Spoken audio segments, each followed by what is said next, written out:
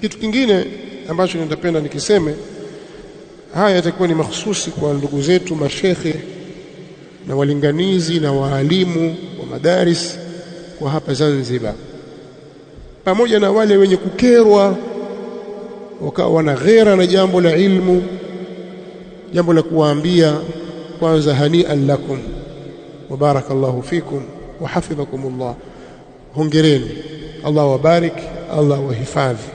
Lakini bado tuna safari kubwa mbeleni, tunatakiwa tujipange, kheri hii iendelee,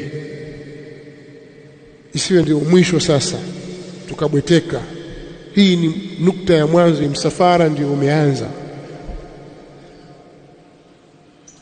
Lakini kwenye msafara wenyewe Waarabu wanasema msafara huu unakwenda, lakini mbwa hawataacha kubweka. Waarabu wasema hivyo, alqafilatu tasiru walkilabu tambah. Huwa Waarabu wana maneno yao, kama mara nyingine wana maneno kutupatupa hivi, lakini maneno mazuri. Msafara ndio ushang'oa unakwenda, lakini mbwa watakuwa wanabweka tu wa. Sasa nyinyi msirudi nyuma kwa sababu kuna mbwa kumebweka, nendeni mbele.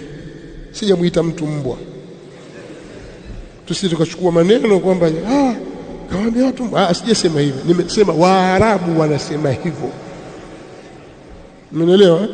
Kwa maana kwamba nakusudia kwamba nyinyi mweza kufanya jambo la maana, lakini kuna watu watakuvuta huku, wengine watakuvuta kule, watakusema, ili wewe uliache tu lile jambo. Usiliache kwa sababu ya kelele za watu. Nenda mbele, maadamu uliloamua ni jambo la kheri, songa mbele.